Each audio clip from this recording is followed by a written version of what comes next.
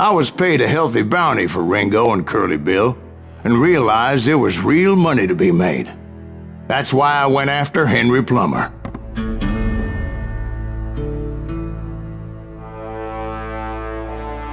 Now, wasn't he the sheriff who augmented his income by shaking down miners and robbing gold shipments? That's the one. Oh yeah, I remember him. He ran that gang of thieving outlaws called the Innocents. So it's true that you went toe-to-toe with him? Indeed I did, son. Indeed I did.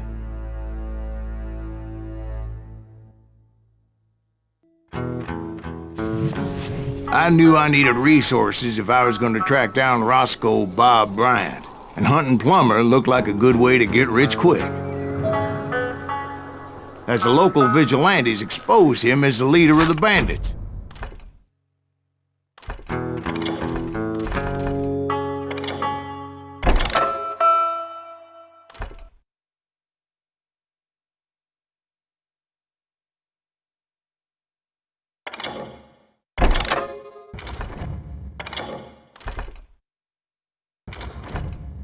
And put a generous price on his head. Plummer rallied his gang to plunder one last gold mine before making their escape, and that's where I thought I'd find him.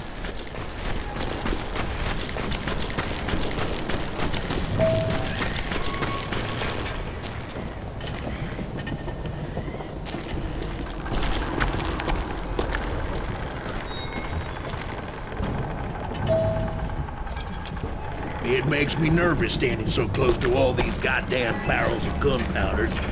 Why would you be nervous? No one has the cojones to come after us. As long as you don't... Oh yeah? Who the hell is that then? My late father pointed out to me more than once. God made men. Samuel Colt made an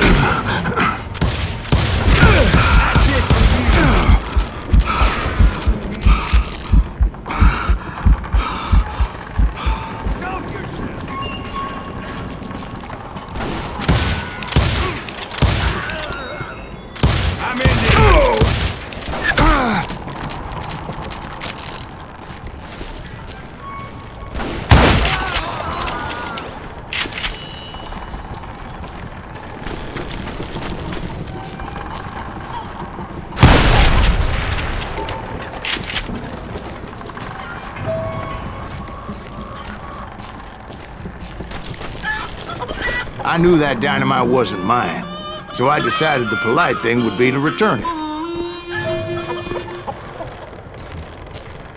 It was the biggest gold rush since Sutter's Mill in '48. Unfortunately, prospectors weren't the only ones drawn to those riches.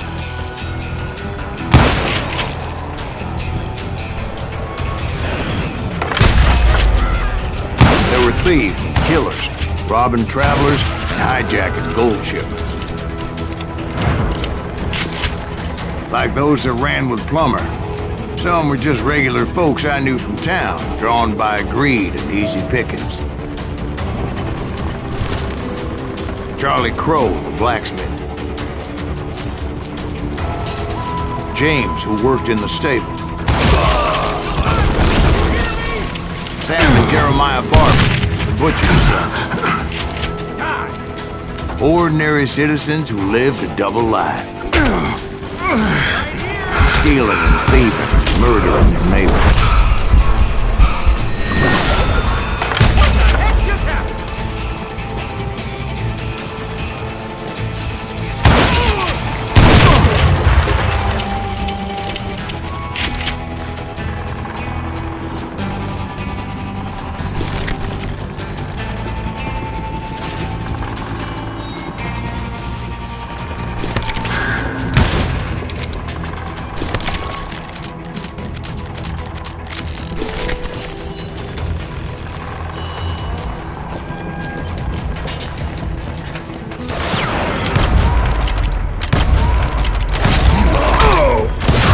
The rest were veterans of the Civil War.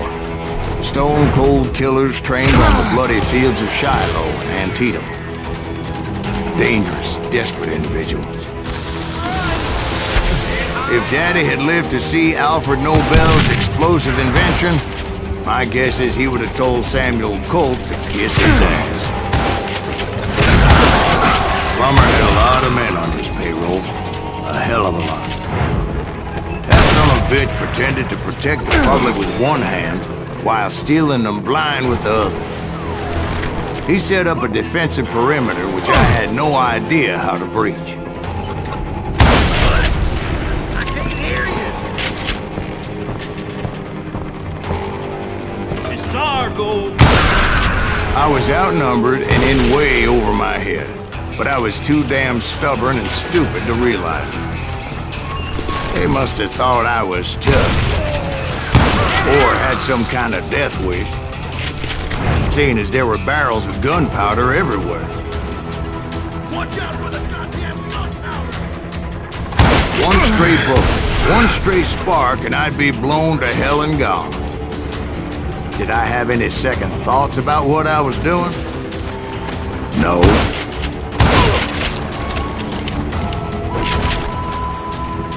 I thought I was some kind of hero.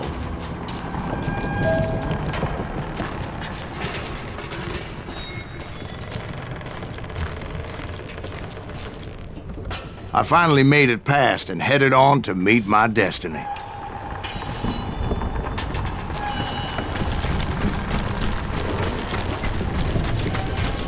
But first, I had something I needed to figure out.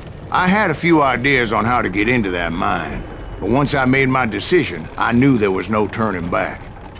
So my first thought was to enter the nearest mine portal. I saw an entrance. Made sense. It was the quickest way in, but that also made it more dangerous, You know who we are. as there would undoubtedly be enemy pickets posted along the way. I guess you had enough, huh? You can't beat the innocents.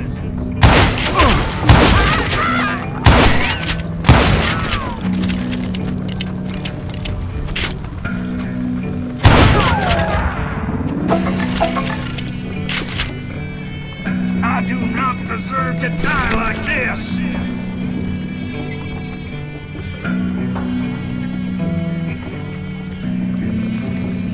You must be about out of bullets.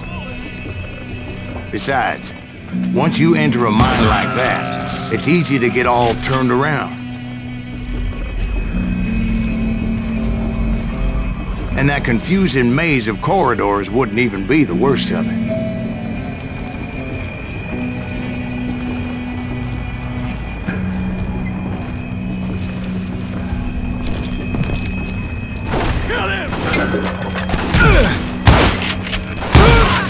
Some of those shafts could be as deep as hell.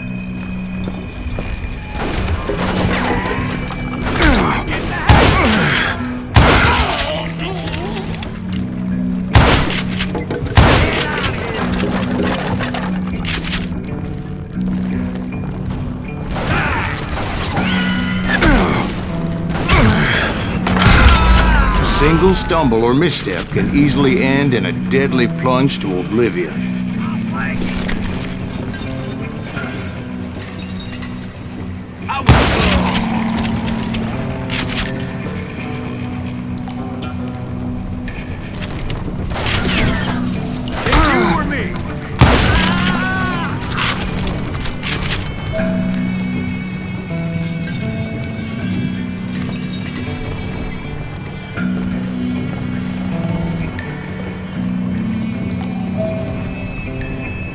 I'm here.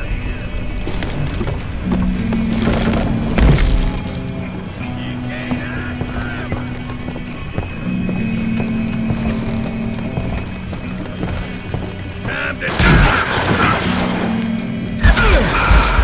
Quick reflexes often make up for a lack of common sense. Luckily, I was never one to be easily bushwhacked. I would just need to be careful not to blow myself to kingdom come.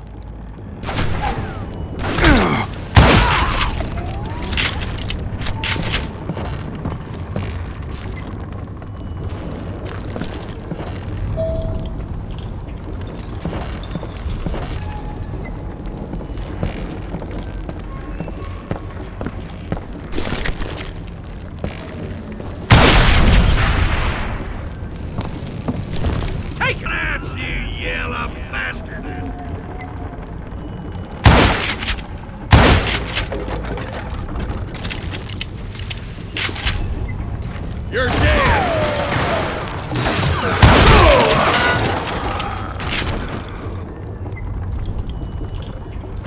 You can't...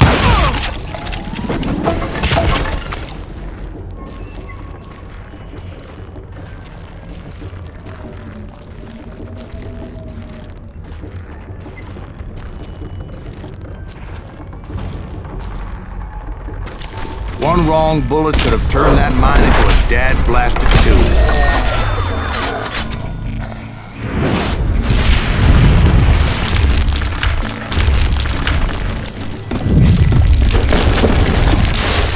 I freely admit that my plan of attack was not just moronic, but clearly insane.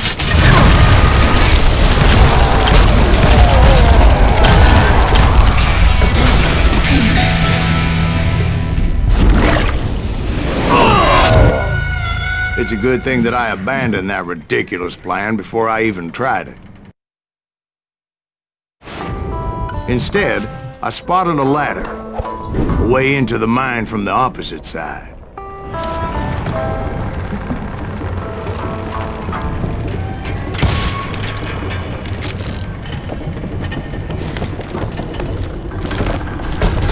It was a long way around, but that approach seemed more sensible at the time. Of course, being I had a problem with heights, that scaffolding scared the bejesus out of me. Climbing down that ladder required some caution. I needed to make a leap of faith, which ain't easy when you're suspended between heaven and hell.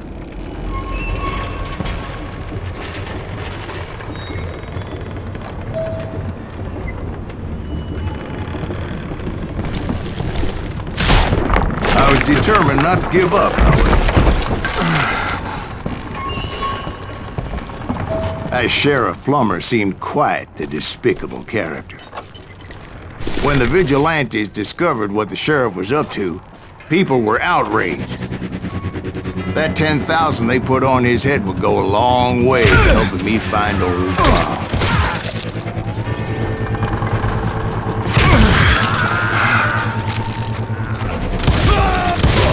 And I had made it my mission to settle that score come hell or high water.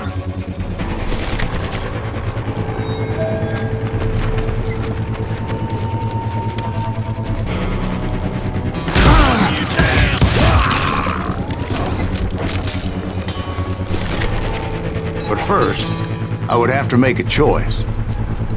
Take the elevator or climb the ladder.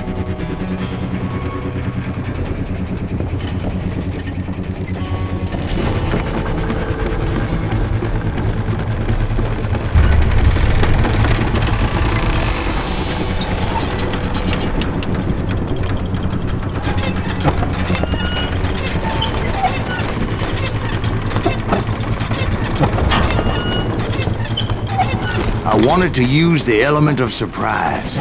Plus, I figured I could use the exercise. I was warmed up already, so what the hell?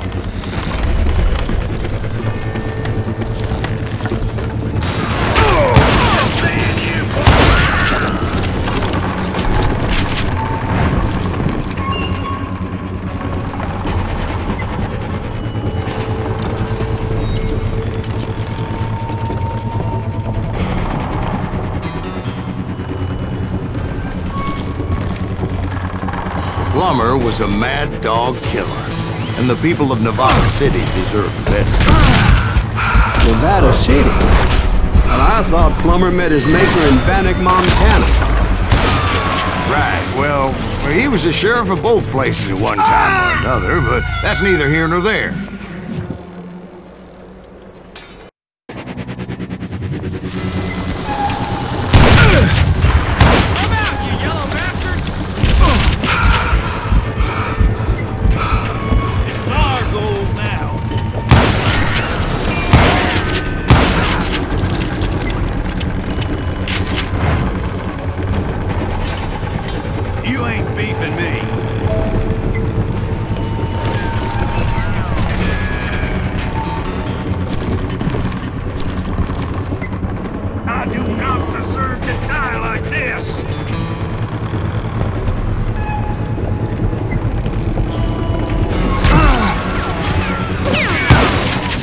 Point was, taking him down would save a lot of lives, including my own.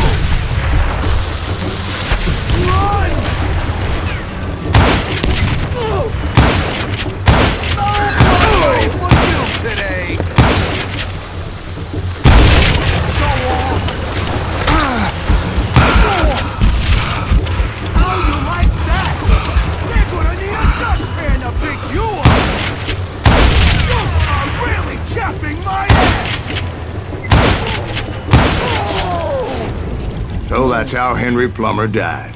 Him and his crew were worth their weight in gold. And now, I was officially a bounty hunter. So, did you finally go after that Bob feller? Well, I heard word he was in Kansas with John Wesley Hardin. So that's where I went. Where in Kansas? Abilene. Why do you ask, Ben? No reason. Was Hardin as fast as Ringo? Ringo was fast, but John Wesley was as fast as the devil himself.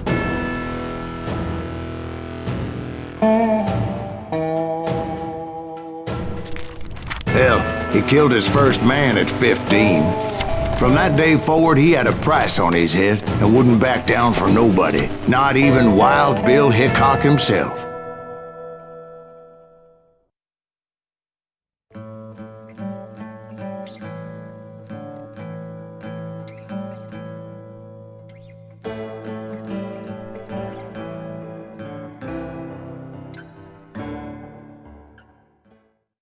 I dodged death many a time, and that night in Abilene was no different.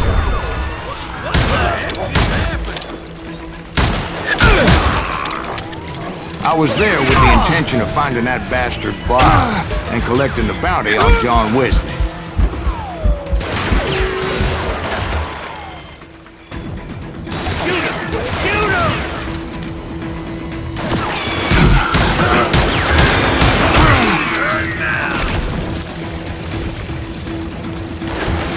I thought the Texas Rangers got heart. Yeah, that's what they want you to believe. I'm putting you down. God damn you! You're dead.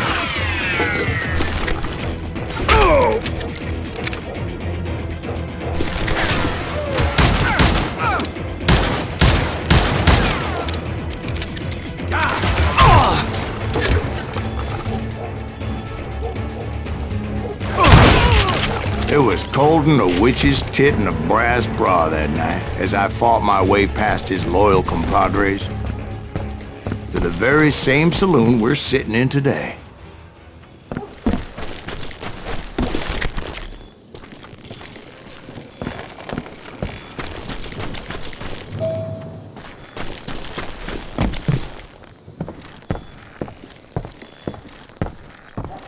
Look around and imagine this place painted in blood.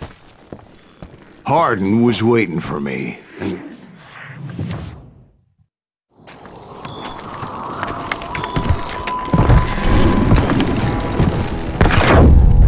Wait, I'm jumping the gun here. Let me back up and give you some background on this sumbitch. He deserves that much. Don't you think so, Ben? John Wesley Hardin was a killer. By the end, he confessed to taking the lives of 42 men. Fathers and husbands, brothers and sons, men with families who cared about them. Families who put up money in hopes of finding justice.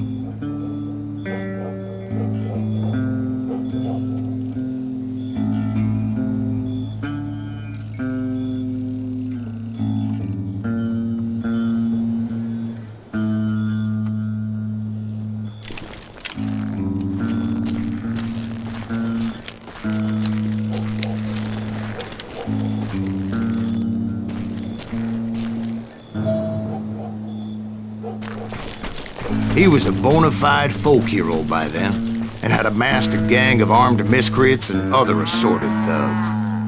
He and his men set up camp outside of town, and I was hoping Bob was among them. Shit, it's cold out here. Freezing my giblets off. Ain't right, we gotta stay out here keeping watch like this. Ain't nobody stupid enough to go after Hardin anyway. God damn it! Shoot that son of a bitch! They didn't ask why I was there. They knew. And most of them were wanted as well. I figured Hardin was here somewhere, but to get to him, I'd have to get past his gun hands. I had to spill a lot of blood to find out Hardin wasn't in that camp. He was carousing in town with his closest friends. Hardin's boys apparently didn't want me to reach the Bull's Head. Some were hightailing it into town to inform their jefe of my unwelcomed presence. Yeah, you know you can't be.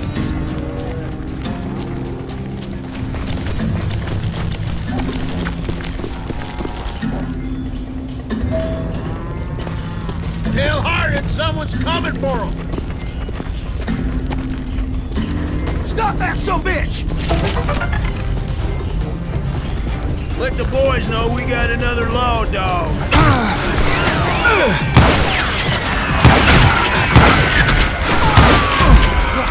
Everything!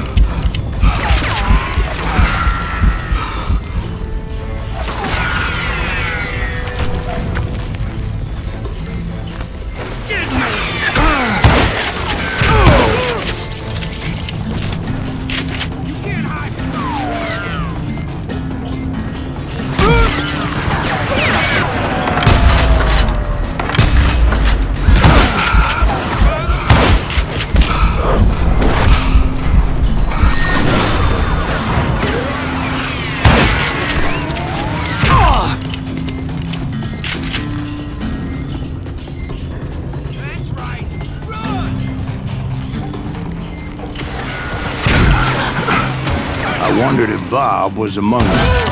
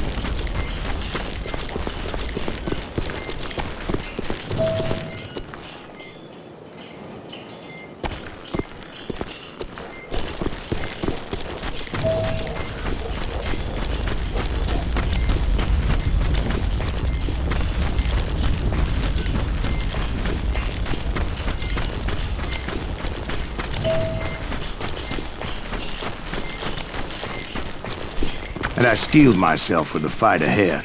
For as good as I was, deep down I wondered if John Wesley wasn't just a little bit better.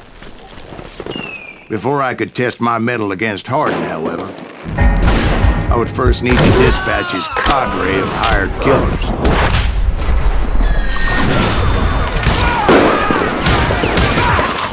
Most of these degenerates were beyond redemption, but John Wesley might have been a different story.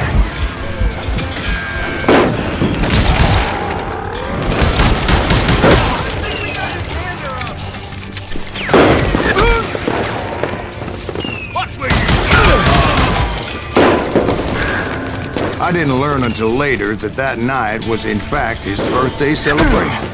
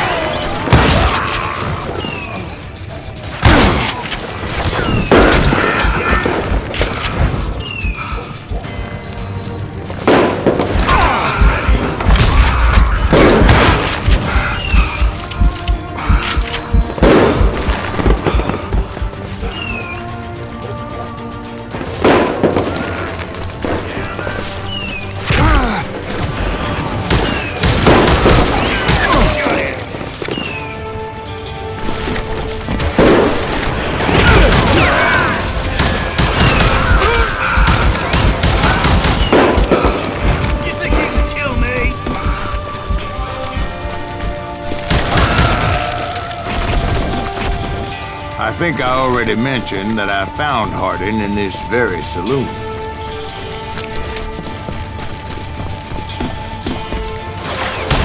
Suffice it to say, nobody there was happy to see me.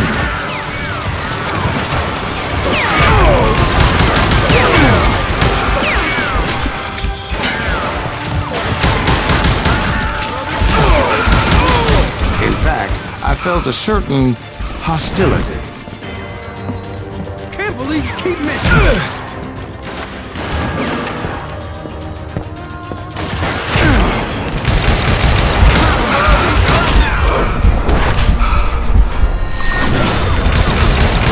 Dodge a damn bullet?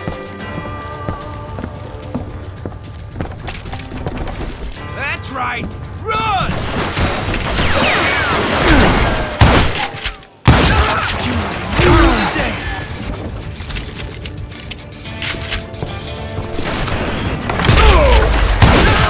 I was disappointed that neither Bob nor John Wesley were among the dead. But that was short-lived, as a moment later I was facing down the fastest gun in the West.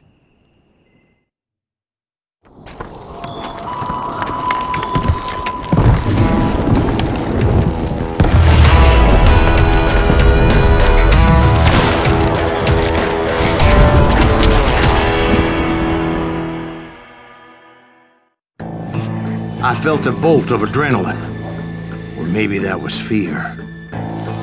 He was well known for his tricks, and I knew I'd need my own if I was ever to defeat him.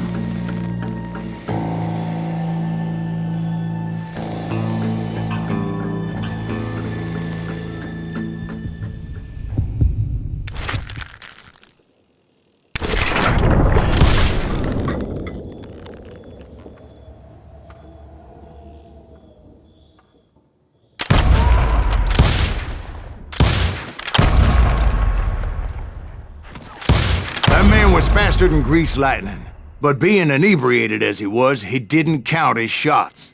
And now, he was at my mercy. So he didn't die? No, I sent him to prison. Years later, after he was free, some restless avenger took his life. Shot him in the back in a saloon just like this one. Anybody up for another beer? Ben?